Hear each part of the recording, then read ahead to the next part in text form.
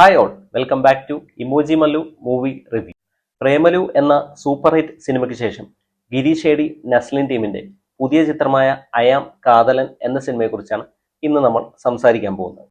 സിനിമയെക്കുറിച്ച് ഒറ്റ വാക്കിൽ പറഞ്ഞാൽ എല്ലാവർക്കും ഒരേപോലെ ഇഷ്ടപ്പെടുന്ന ഒരു രീതിയിലുള്ള സിനിമയല്ല ഇത്. ചിലർക്ക് വാച്ചബിൾ ആയിരിക്കും, ചിലർക്ക് ബോറിങ്ങും. പക്ഷേ എനിക്ക് ഈ സിനിമ ഒരു വൺ ടൈം വാച്ചബിൾ മൂവിയായിട്ടാണ് അനുഭവപ്പെട്ടത്. കമ്പ്യൂട്ടർ ഹാക്കിങ്ങിന്റെ പശ്ചാത്തലത്തിൽ ഒരു കാമുകന്റെ പ്രതികാരത്തിന്റെ കഥയാണ് ഇത്തവണ ഗിരീഷ് ഏടി അയാം കാതലൻ എന്ന സിനിമയിലൂടെ പറയുന്നത്. ഹാക്കിംഗ്, പ്രതികാരം എന്നൊക്കെ പറയുമ്പോൾ ഇതൊരു ഡാർക്ക് സിനിമയാണെന്ന് വിചാരിക്കേണ്ട. വലിയ ട്വിസ്റ്റോ കാര്യങ്ങളോ ഒന്നുമില്ലാതെ ചെറിയ കോമഡിയൊക്കെയായി സിമ്പിളായിട്ട് കഥ പറഞ്ഞു പോകുന്ന ഒരു കുഞ്ഞു സിനിമ.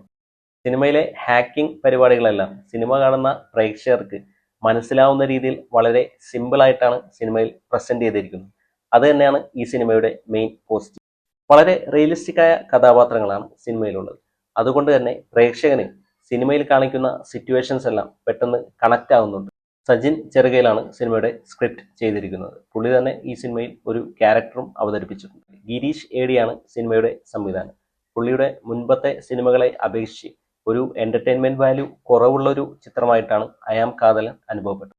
പെർഫോമൻസിലേക്ക് വന്നാൽ വിഷ്ണു എന്ന കാമുകന്റെ വേഷത്തിൽ നസ്ലിന്റെ നല്ലൊരു പെർഫോമൻസ് തന്നെയായിരുന്നു ഈ സിനിമയിലേത്. സ്ഥിരം ശൈലിയിലുള്ള ഡയലോഗ് ഡെലിവറി ആയിരുന്നെങ്കിലും ബോഡി ലാംഗ്വേജും എക്സ്പ്രഷൻസും ക്യാരക്ടറിന്റെ ഇമോഷൻ പ്രേക്ഷകരിലേക്ക് കൺവേ ചെയ്യാൻ ഹെൽപ്പ് ചെയ്യുന്നുണ്ടായിരുന്നു. നായികയായ ശില്പ എന്ന കഥാപാത്രം ചെയ്ത അനിഷ്മയുടെയും ഡീസന്റ് പെർഫോമൻസ് തന്നെയായിരുന്നു. നായികയുടെ അച്ഛന്റെ വേഷത്തിൽ വരുന്ന ദിലീഷ് പോത്തന്റെയും എത്തിക്കൽ ഹാക്കറിന്റെ വേഷത്തിൽ വരുന്ന ലിജിമോളുടെയും പ്രകടനവും മികച്ചതായിരുന്നു. Music Siddharth Pradeep, camera Sharan Velayudhan, editing Akash Joseph. മൂന്നും ഡീസന്റ് വർക്ക് തന്നെയായിരുന്നു.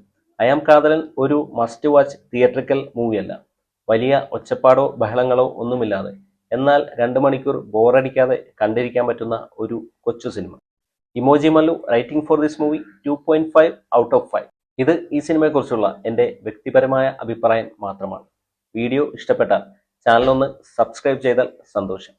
പുതിയൊരു വീഡിയോയുമായി വീണ്ടും കാണാം. ബൈ.